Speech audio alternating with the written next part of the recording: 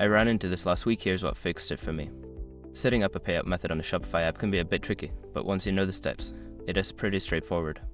Step 1. Open the Shopify app. Launch the Shopify app on your mobile device. This is where you will manage your store and set up your payout method. Step 2. Go to Settings. Tap on the settings icon located at the bottom right corner of the app.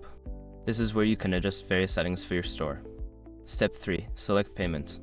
In the Settings menu, find and select the Payments option. This section allows you to manage how you receive payments and set up your payout method. Step 4. Choose your payout method. Under the Payments section, look for the Payout Method area.